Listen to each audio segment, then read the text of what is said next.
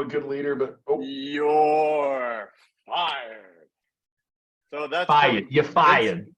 Vince McMahon. Remember Vince McMahon? You're fired. Oh, You ever watch I was wrestling? thinking Are you a about wrestling I was fan? thinking about Donald Trump on The Apprentice. You're fired. Yeah, but Vince McMahon used to do it too. He used to scream, "You're fired." I used to love wrestling as a kid. I loved wrestling. The Rock was my favorite. Dude, that The guy's Rock, like a Stone billionaire. Cold. That Vince McMahon, he's like a billionaire, dude. That guy's crazy. I actually knew his trainer. His trainer really? used to go to my gym. Yeah. So it was pretty cool to see. He trained pretty hard, actually. He was in pretty good shape for such a long time, too, Vince McMahon. How old is it's he funny now? Because is he? I don't know. I'm not sure. But he tore both his quads in he jumped into the ring like the wrestling ring and tore both his quads. Like he snapped right off the thing. Crazy. And then his son, Shane McMahon, was in a wrestling event like not too long ago and he tore both his quads too. I'm like, crazy. But anyway, when is it the right time to fire employees? You're fired. When is the right time to do that? Because we all know, and you kind of can sense like when it's coming, like, crap, I think I got to fire this person. You know it's coming. So we're going to talk about all that today. But before we do that, I just want to let you guys know that we are taking on a handful of gym owners to work with us one-on-one to help you grow your business to 7 figures and beyond.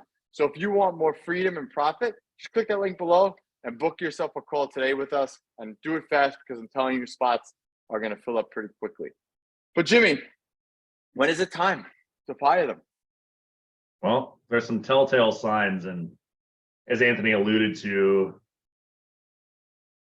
we all kind of fire slow, right? And the old adage is hire slow, fire fast.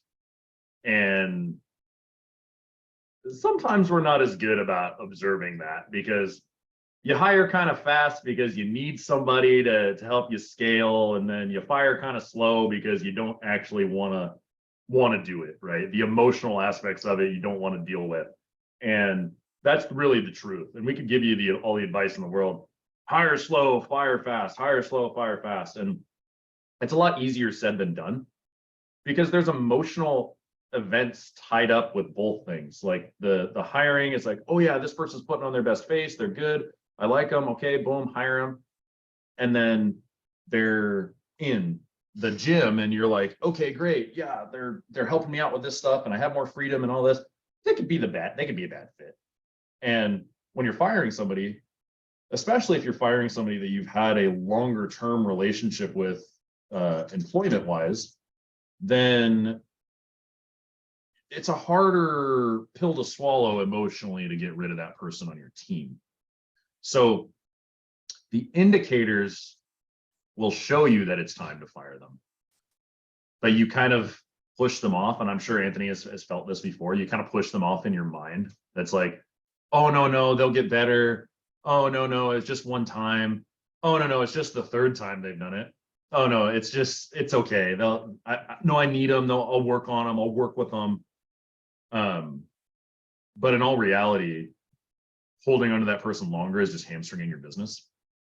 So, but what are these actual indicators? Like, what are these actual things that we see in somebody's performance that lets us know that they're no longer the right fit for our business? That's what we're going to really get into. So you have that ping of, ooh, that wasn't a great action by that individual. And you guys know what I'm talking about. That emotional ping, that pit in your stomach, that ding in your brain that goes, ooh, that's a sign of something bad, right? And when you have that first ping, that's not yet the time to fire them, okay? I know I said fire fast, but that's not yet the right time to fire them. You have that ping and you sit down in your evaluation with that individual, you set a meeting with that individual, and you're upfront with them about how you feel about this thing. And you have to identify where that ping is coming from, whether it's their attitude, whether it's their inability to hit deadlines, whether it's their, how they are on the floor, how they are with other staff members, whatever it may be. one of these things is going to be the problem. Sit down with them, explain to them how you feel about this task or this thing that they were doing, and tell them that it needs to be improved. Okay. If they jump to and they realize that that was the swift kick in the pants that they needed to get their shit together and they perform, cool, great. You know that you can talk to that individual about these issues that you have, and they will jump to. And that's what you need in a staff. You need somebody that's going to jump to when you are correcting their behavior, right? And their demeanor and all these kinds of things. But when is the time to fire them? Okay, you have this one conversation and it changes and it starts to wane again, or it doesn't change at all. Then we have another conversation with them. And I like the 3 strikes rule, right? I don't want to have 3 corrective conversations with an individual in regards to their performance or them not following the rules. The third one is, hey, is this the right fit for you? Do you even want to do this? And the indicators that we get that they are not a good fit is they're not having passion on the floor. They're being short with other staff members. They're not putting their best effort forward with tasks that are given to them. They are kind of clocking in, clocking out kind of mentality, right? And they're not engaging emotionally with the rest of the team. And we can see the emotional engagement. Sometimes this is something personal that's going on in their life. So you need to sit down and talk with them about it. And it has nothing to do with work. As long as it's not affecting client relationships and it's not affecting their work, then they're just going through something. And you have to be sensitive to that personally, because we're all people still. So that's not the time to fire them. But if you talk to them about correcting the behavior and you have to do it 3 times, it's time to let them go, because they're not respecting your growth of the business and the way that you want to manage it. So they're not a good fit, and that's okay, right? It doesn't have to be some drawn out thing like Vince McMahon announcing that somebody's fired in front of the whole stadium. It can be a conversation that says, hey, Jenny, maybe this isn't the right fit anymore. Do you even like doing this? Is this even something that you're passionate about or you want to continue to do? Is this the right fit for you? Maybe, maybe not. You lead with love, you talk about it. And 9 times out of 10, instead of firing somebody, you can kind of get them to quit because you both realize that it's not working. Anthony can talk about some Well, some I want to actually reasons. talk about, well, the reasons are kind of simple, right? But I think one of the things that most people do is like, and this is what leads them to not fire fast, as the saying goes, is as soon as you get the inkling, that little twinge that like, oh, that was not good. And you kind of, I feel like you kind of know.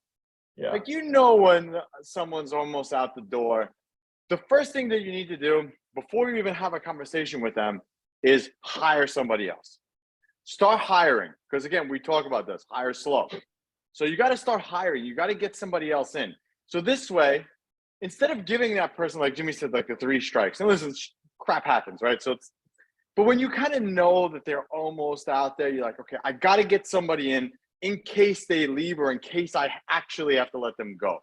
You got to be backed up and have reserve, because if you don't have reserve, you're in big trouble. Because then what happens is, and this person's a C player or whatever, and you fire them, which is fine, they need to get out. But now what happens is you end up throwing yourself back in there. You throw a wrench in your business. And the clients look for the people too, especially if the person is a C player but has a really good relationship with clients. So as soon as you get that inkling that something's going to happen, hire, start hiring. You remember what we do, this is what I do. We always do what we call a 90-day onboarding. So we always tell any new hire, look, we have 90 days to figure out if this is going to work. If it doesn't work, that's fine. So you could always have the ability to cut the cord with that person you hired if the other person shapes up. But you got to have somebody in the tank. The worst number in business is 1, or reliant on 1 employee. So if you're reliant on your morning trainer, you need to hire a second one. And sometimes that's a hard pill to swallow, because like it's more payroll and this and that, but it's more people to manage. But just to have that backup, like for me, I'd rather pay, X amount of money every month. So to know that I never have to go into the gym and train people, because that would be a severe step back to me. Because if I have to go in and train somebody, that means I can't do the higher tasks that I need to do to move my business forward. And again, we always use this example as if you owned a Subway franchise. Why would you go make the sandwiches? There's no reason for you to make the sandwiches. There's a lot of other things you could be doing to grow the Subway franchise. Same thing with your gym. I'm going to end it there, Jimmy, unless you got something else you want to add. No, it's good, man. Just you gotta fire when you feel it. And I know that's a little vague, but you guys all know what we're talking about. Don't hide from the indicators that you get in yourself that this person is not the right fit. And you might not be able to put your finger on it, but you need to sit down and figure out why you're getting the ping that this person should be fired and what the things are that they're not performing. Correct those behaviors. They're not corrected. Start looking for another trainer, because it can take months to get that new person into the facility. Start looking for the new trainer and try and correct the behavior of the old one. And if you have a little bit of people on the bench, you spend another couple grand a month. That's the security blanket that allows you to sleep at night and not have to worry about jumping back into the gym. 100%. Guys, if you want to continue this conversation, click the link below, join our Facebook group where we can continue this conversation. And I want to hear from you guys what you think those twinges are that you get. What sets off your spidey senses that cause you to want to fire somebody? Until next time, Anthony and Jimmy, Fitness Profit Multiplier, we are out.